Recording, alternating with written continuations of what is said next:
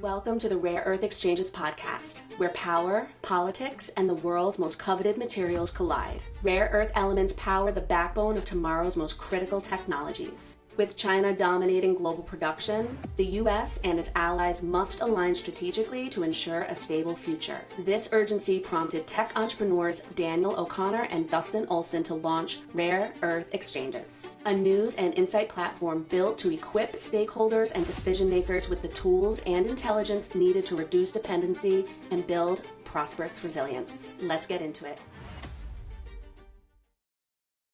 Hey everyone, welcome back to the Rare Earth Exchanges podcast. I'm joined with my co-host Daniel and a special guest, Sait from Turkey. And today we're going to be talking about the Critical Minerals Initiative over there and just how important Turkey is right now in the global supply chain of rare earths. Sait, welcome to the show. How are you? My pleasure. Thanks for inviting. All okay from our side. How about yourself? Doing great. We are so excited to have you here. Editorialized some work that, a report that was done with you and your colleague out in Turkey. So to help our audience get to know you better, can you give us some quick background information about you and the work that you're currently working on? Thanks for the opportunity. I'm Sait Uysal. I'm a mining engineer by education, and I also have an international trade bachelor's degree. I have been in mining industry almost 20 years now. My main focus was always started with the graphite and then continue with the critical minerals. I involved world largest graphite and vanadium projects. Most of my job experience is in overseas with Australian and UK based companies. So we work on different projects. One of them is the Balama graphite and vanadium projects, especially for the American public. It's very well known because Syrah Resources is the supplier to the Tesla. They have an anode grade graphite production plant in Illinois. Then we had other projects like the vanadium from the mine tailings. And I continued like this. I work on critical minerals, but this subject, the critical minerals subject, is not very well understood in Turkey, here in Turkey. Unfortunately, I can say that in Turkey, we're still more like a traditional miners. So we do what we know. And these critical minerals, minor metal, rare earths, a little bit in early stages. We don't have enough know-how. And generally, we are more or less the mining communities is here. We don't have too much downstream processing, unfortunately. So it's very new for the country, but it's getting more and on the news more and more right now because Turkey geopolitically is just next to the Europe. And the Europe is much more reliant on the foreign sources, on the critical minerals. And when you look at the Turkey is just on the Tethys belt, Tethyan belt, which creates lots of mining mineral occurrences. And there's a quite widespread and diversified mineral portfolios here. And when you look at compare with the Europe and Turkey is much easier to do business in this context. So it's getting more and more attraction, and because of foreign investors and other things, Turkey is also now interested. And I think most important things with the critical minerals is they all energy related. So the biggest problem with the Turkey is the energy because we are import reliant on the most of the energy sources we have. So the renewable energy and the creating renewable energy, generating it and storing it is quite an important subject in order to decrease this foreign dependence on the energy. So this is how we are doing, and we are trying to create awareness, create projects, develop projects, and try to emphasize the potentials and what we can do and what could be the strategies and what could be especially for the critical minerals, the international collaboration is very important because it requires specific skill sets and know-how to go to the downstreams especially. So this is what we are working right now. So that's great. Great introduction and very comprehensive. And we're grateful for you taking the time, Said. As far as rare earth elements and occurrences in Turkey, how mapped out and scientifically verified are these deposits? And are they more heavy or light rare earth focused or heavy? Can you maybe talk a little bit about that to the extent that you know what the situation is? Actually, we have a couple of institutions specifically focusing on rare earths and its potentials in Turkey. And there were actually a long-known deposits in the northwest of Turkey. We called it Beylikova deposits, which made the headlines a couple of years ago because government announced that they found the second largest rare earth deposit after China. They claim it is 698 million tons of ore in the ground, but we don't have the exact Wow. details of the grades and between the light, heavy, or medium, what's the percentages between themselves. Unfortunately, we don't have too much details, but we know from the historical data this in the lanthanum cerium is the main minerals, but neodymium and praseodymium also quite an interesting levels. The five biggest ones is the lanthanum cerium, after that neodymium, praseodymium, and a little bit dysprosium. Still interesting, but based on the available data, we made a rough calculation. It looks like the average grade of this deposit is 1.8 total rare earth oxide. So when you make a rough calculation, we couldn't, let's say, classify as the second largest after China, but it's definitely within the top 5. So it's still a huge deposit. When you compare some strategic projects in Europe, so-called, European Union give this title to some of the projects, and still is much better than the deposit because some of those deposits only have 0.8 total rare earth oxide content. So it's still interesting, but on generally speaking, 1.8% total rare earth oxide, quite marginal. Probably with an economical feasible case, it may not make sense for a private investor to invest in that. But it's a huge deposit. Probably there is a high grade and low grade zones because we have historical data indicating we have over 9% of total rare earth content zones. Maybe not that big, but still interesting, still big. I think it must be a strategical approach from different parties. Unfortunately, I don't think that we have right know-how. There's definitely a projects going on. The first stage will be producing let's say total rare earth oxide concentrate, but separating them as a separate products and different product as metals or oxides is a different game. So that, Yeah. I think in that scale, there was just a news actually yesterday published in Bloomberg. It was indicated that Turkey is looking for a partnership with the United States after the Trump and Erdogan meetings in Washington just last week. Yeah. So there's a news is going on. There will be possible a partnership to go downstream in the railroads, specifically for the deposit between the United States. But on the Yes. wider scale, there is only, as far as I know, one producer in Turkey, which is, I can name the Meta Nickel and Cobalt. They have a scandium byproducts from the nickel production. I think this is the only one. And we have a couple of recyclers in Turkey. They generally recycle these fluorescent bulbs and electronic waste. These guys also a couple of small amounts of rare earths is also produced from the waste stream, mainly for electronics and some other things. And there are dedicated labs. Actually, there was a European Union supported projects. There's a dedicated labs just to work on producing rare earth magnets in Turkey and some detailed analysis and so on and so forth. But this is how, but still quite an early stage in Turkey. Yeah. It sounds that way. Real quickly, the name of the company again, the first company you mentioned, I didn't quite catch it. It's called, what was it called? Meta Nickel and Cobalt. Meta is a nickel and Meta cobalt, nickel and cobalt. Okay. but they are producing Okay. Thank you. scandium as a byproduct. As a byproduct. Understood. So that, that major deposit, and we wrote about that deposit too, that there was some speculation it was the second biggest deposit outside of China, but we couldn't verify that. That deposit, I thought I heard you say there is a project currently to start pulling that out of the ground or mining that. Is that correct? First thing first, it's a government owned. So it's a state-owned project, and we have a special, let's say, restrictive regulations. If you find a rare earths in your deposit, in your mining deposit, you have to inform Mineral Research and Exploration Agency. So you have to conduct a joint studies and research with them because rare earth deposits generally comes with a radioactive elements. And the radioactive elements is under government controls. A private company can't own a radioactive, like a uranium mine. It's not possible. Legally, it's restricted. Understood. Because what is the name of the agency that oversees that occurrence and the radioactivity? What's the name of the agency? Normally, this specifically for deposit, belongs to Etimaden, is a state-owned mining company, and it also operates the boron deposit. But we called it MTA, as a separate institution, which is Mining Research and Explorations General Secretariat Got or it. something like that. This is government state-owned, like a Yeah. USGS, like a Turkish version of the USGS. So they are generally Yeah. making the exploration Understood. controls and other things. Understood. What I was saying, Sorry, actually, go ahead.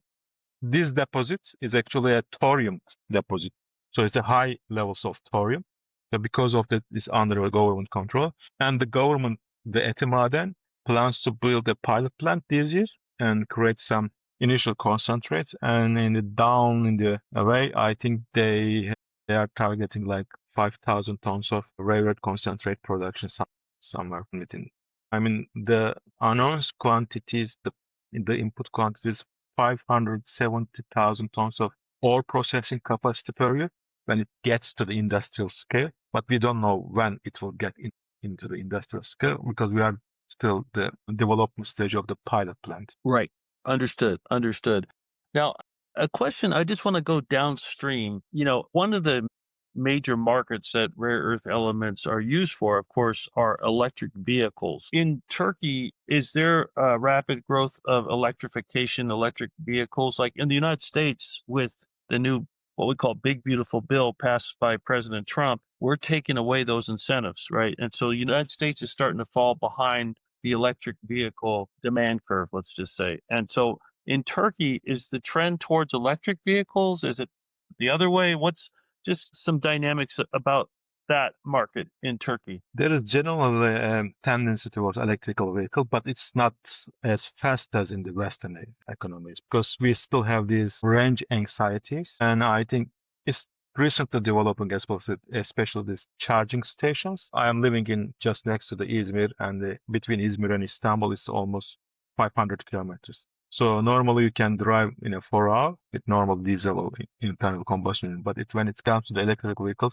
it's sometimes double because you have to stop somewhere, charge it, and you have to charge it at least 2 times between so there are still these range anxieties here, but the biggest important part here, because Turkey is almost 90% of the petroleum and petroleum products is imported. So the diesel and gasoline prices is quite high and higher than the world average. And we are Gotcha. paying roughly $1.50 per liter of gasoline. So Yeah. when Yeah. it comes to the electric vehicles, if you use the home charging system with normal grid 220 volts, it is 1/3 of the cost for the gasoline cars Wow. to drive it. Wow. So there's a huge, let's say, cost comparison. Between that, still unfortunately, internal combustion engines still have the market right now, but because of the local EV production and some promotions in recent year, the EVs has its market share now. It's growing, and the infrastructure we see the charging station everywhere now. Even just next to my home, there's a couple of, so it's developing. So say, first of all, I mean, Turkey is a pretty big country, first of all. Beautiful country, by the way. Gorgeous. Southern Mediterranean coast, it doesn't get any better. Would you say the train, when it comes to electrification of automobiles and vehicles in Turkey, has the train left the station? Are we not turning back to oil? Remember, in the United States, Trump is trying to pivot us back to petroleum basically and coal and potentially nuclear. Is electrification the pathway forward, or will there be more nuclear plants? I mean, what's that dynamic at a high level? I think is the trend is, the general strategy for the energy generation. The question is that, I think there's a huge investment and the promotions towards the renewable energy in Turkey, especially the solar and wind. We have, I think, one of the world's largest solar power plant on the middle of Turkey. So in the middle of Turkey, the Karaman Konya area is basically like a desert. There's nothing. It's a flat land, flat areas. So it's quite an interest. But the problem is, because of we don't have the right infrastructure for energy storage. The supply and demand doesn't match each other.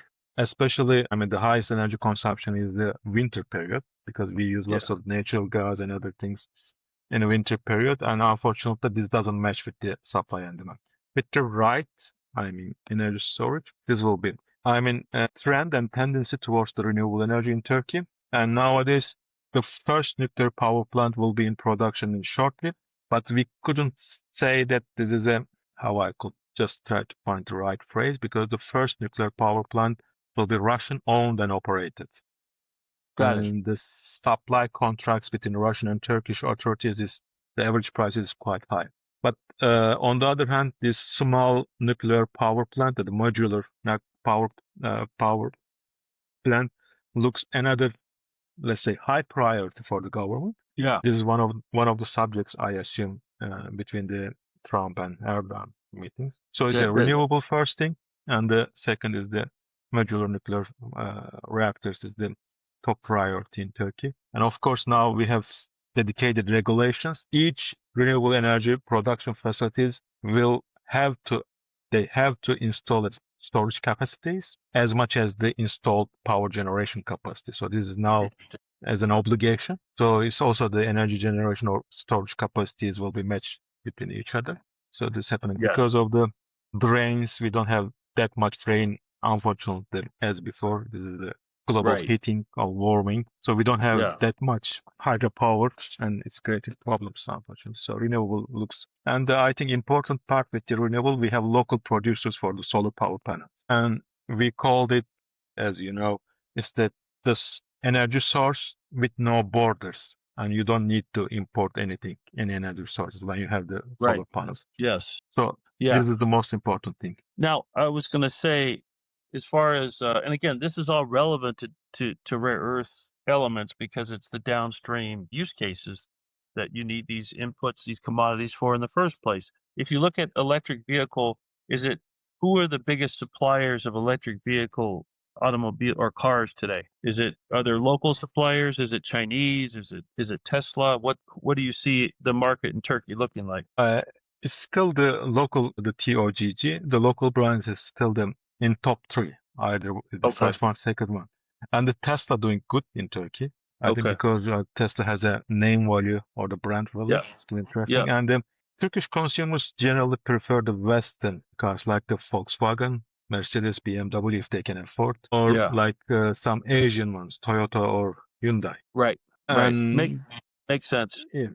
We are quite, let's say, even they are cheap and cheaper than this, we are quite reluctant to buy the Chinese one. Even the BYD actually setting up a new production facility exactly in my town, just actually 3 kilometers where I am sitting right now. Still, we are quite reluctant to buy the Chinese because I think it's like behind our mindset. We don't rely on the Chinese products. We have to see it's working, it's high quality. We are not pioneers, we are followers. So we have to see that it's working on the streets and without any problems.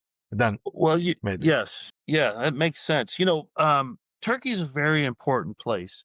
The rare earth occurrence that you have is quite interesting. And there's, chatter, we've been writing about it, where the U.S. is in talks with Turkey, but so has China been in talks. If you look at our understanding is culturally, Turkey, it's obviously part of Europe. It leans more towards a Western culture, but, the government, it seems like it is actively talking to the United States to look at possible arrangements to develop rare earth, potentially mining and separation and refining. Is that your understanding that there's these types of discussions going on? Yes, definitely. Actually, we involved a couple of this kind of projects. I mean, we proposed a couple of projects and doing some kind of a joint venture structure to develop some of these, not just the rare earth, but other critical minerals potentials under government control. And they are quite keen to develop those deposits. And I mean, we know, the government knows, the state knows that we have something important in our hand and which could be used as a leverage for international collaboration. But the main intention with these projects now, I mean, it's not easy to convince the public. Now, quite, let's say, delicate situation because these are all government control and the government try to create the right impression in the public. They don't just want to say that, okay, we are just giving up our resources to the international companies or something like that. Yeah. So the main criteria they are looking for is the technology transfer. If there's a technology transfer part of this deal, then this could be worked out. I mean, they talk with the Chinese, more than a couple of Chinese groups, we know, and Russians in some part they involved. But the biggest problem is always something like that. Chinese wanted to buy the concentrate, and they don't want to build a refinery in Turkey. They just want to Yeah, have the raw that's right. materials. Yeah. And this is kind of a deal breaker. So I think the negotiation between United States, as far as we read from the news, because government is pushing a technology transfer to Turkey. So if there is a partnership, something like that, then this will definitely work out. It will develop. But Yes. right now we know that Chinese and Russian deals is not developing anymore because of the technology transfer is not the main agenda for the Chinese or Russian. And on Europe, how about, United States versus Europe? Because, I mean, technically, part of Turkey's in Europe. And what's that dynamic look like? Turkey and the European Union and various elements of the European Union versus Turkey and the United States. I mean, there is a international saying: United States innovates, China replicates, Japanese state develops, or something like that. So European Union regulates. This is the last one. So it's the United States innovates, China replicates, and Europeans regulates. So Yeah. Well, I would say this. They have incredible culture, food, history, and it's fun to visit. No, I understand what you're saying. There is a culture in Brussels, there's a bureaucratic sort of paradigm that is hard to lose. We've had, just to step back in the US with President Trump, whether you like his policies or not, whether you agree with everything or not, there's change, there's movement. He's trying to circulate the water. It tends to start to get stuck and still, and it doesn't. Bad things happen. So I think that is happening in the United States. There is disruption in a good way, and you need that from time to time. So it sounds like in Turkey and Erdogan, is it similar? I mean, say there's groups in the U.S. that want to do a deal in Turkey, and let's say that they figure out a way to do some tech transfer and support processing in Israel. Like, how fast can a deal be done generally? okay, what I was saying with the former saying is actually because European Union has lots of regulations, lots of red tapes. It's not easy to develop anything, to be honest, between Turkey and we are quite practical guys, and we, to be honest, doesn't like the paperwork that much. And so it's always there's the mismatch between the European Union. So there's lots of paperwork they want, and unfortunately, it's quite hard, and they are quite slow. This is the biggest problem. And when it comes to Turkey, it depends. I mean, because it's a presidential system. Erdogan is quite powerful here. If he says we will be doing it, it will be like this. It doesn't mean actually we have lots of regulations. Okay, but on the other hand, if somebody is saying that this has to be sorted out in a shortest time frame, it will be sorted out. There are, in normal circumstances, you can have for a mining projects, all the permits could be in place, even normal circumstances, between 2 to 3 years. Wow. But it could be, Wow.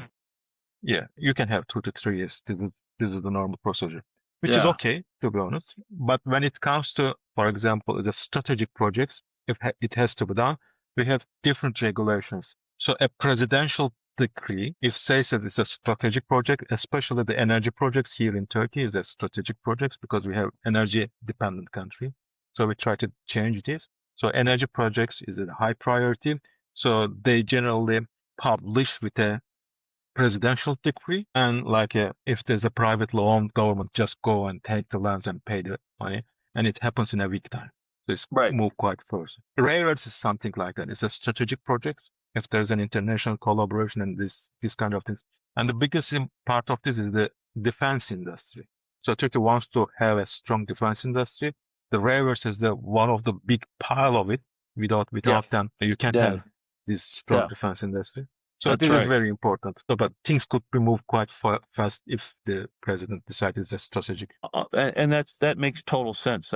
Let me ask you this. Now that you mentioned defense, as you know, the defense, although it requires small amounts, you have to have those small amounts of, terbium, or there's certain key heavy rare earths that you need. And right now, much of the world is dependent on Myanmar, Burma, right now. The Chinese process 99% of those elements right now. So in that occurrence that you had mentioned, the geological occurrence in that part of Turkey, I think the Northwest, I believe it is.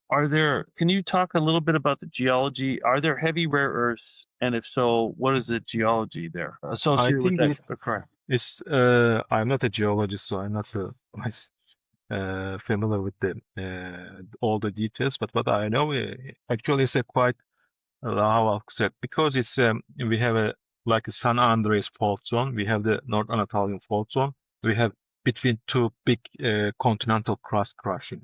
So Right. where almost big deposits is getting there. So the Beylikova and the Eskişehir, the Northwest, is almost in between them. So the main minerals there is monazite and bastnasite. So we have lanthanum and cerium associated with some phosphorus and some yttrium. All is all mixed, and there is other xenotypes and other things. So it's actually quite, how I could say, diversified and rich in different minerals. Projects developed there will be quite interesting because, as I said, we are generally in Turkey, we quite like to promote something and pride with it, something like a Middle Eastern country. We found world largest something. We are building world largest something. But I mean, we don't need to work having the world largest railroad, because within that deposit, there's specific spots quite high and rich in both light and heavy rare earths. In some of those zones, it have 15% of total rare earth oxide content. Or the quantity is small, but still quite interesting because we don't need a huge quantities. The world rare earth market is quite small, couple of 100,000 tons, I assume. So I think Right. there is a different strategy and approaches required because it's not very well known in Turkey. We don't have an expertise and we don't develop a right strategy how to look at these kind of things. But besides that, Turkey has not, this is the known one, but we are working some other projects. For example, Turkey has a really quite interesting volcanic or the magmatic intrusions and magmatic occurrences all around it. And we were working like some couple of titanium projects. We are developing a couple of titanium projects. And one of the important thing with the titanium projects is they generally come with other volcanic occurrences, and they generally occur with the monazite. So, which actually, because those titanium deposits is a primary titanium deposit, so it's a huge volcanic intrusion, and there's some alterations in it, and rich in titanium magnetite and titanium magnetite, and there's a phosphorus associated with it. But unfortunately, we don't have enough exploration.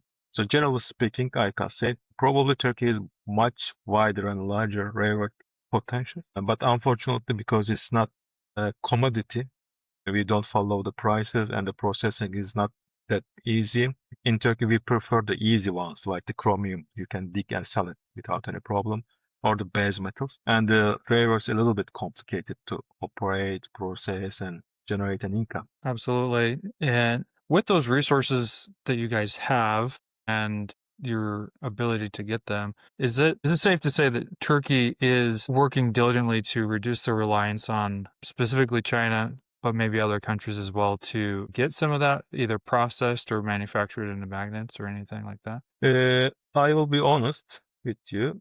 We are generally not a proactive society. We generally are reactive societies. There must be an external power to push us. So one of the external powers right now is, as I mentioned, is the defense industry. Defense industry have struggling to supply the funds right supply because of the Chinese bans and restrictions. Because of that, it's forced us to develop the rare earths and other critical mineral deposits in Turkey. But I couldn't say that there is an intention or how I say tendency between especially for the private companies to explore critical minerals or rare earth deposits. But right now it's a kind of a forcing power because of the defense industry. Now government is forcing it. Sooner or later it will be developed because it's now is a beyond economic or feasibility things. It's more like a strategic priorities we have. That makes sense. I would probably say most countries are probably reactive that way as well. So that's great. To maybe wrap this up, Sait, if you were to put everything into perspective for us, is there anything they would say that would maybe summarize well for those that are interested in Turkey, all that you guys are doing over there, and then maybe even how someone might become more involved? Turkey has wide, diversified mineral portfolio, especially in critical minerals, and still is mostly untapped and underexplored. So there's a huge potential, and lots of things is going on. and we have very limited know-how other than the traditional mining and other things. So I still do believe that there's a lot of things to be done and developed in Turkey. As I said, we only know one rare earth deposit, but I'm personally looking for titanium deposits. There are huge billion tons of resources all around. So these are potential other monazite resources possibly, but these are all underexplored, unfortunately. So I still do believe that Turkey is geographically, especially nowadays we are talking about the geopolitics. So it looks like we are on the right part of the world map between the Asia and Europe, and doing business is much easier than the most of the other countries, I can say. We have political risks, all associated risks, but still the rewards is much higher, I can assume. Uh, I think that's all from my side. As I said, still we have underexplored huge potentials and it's still interesting. Absolutely.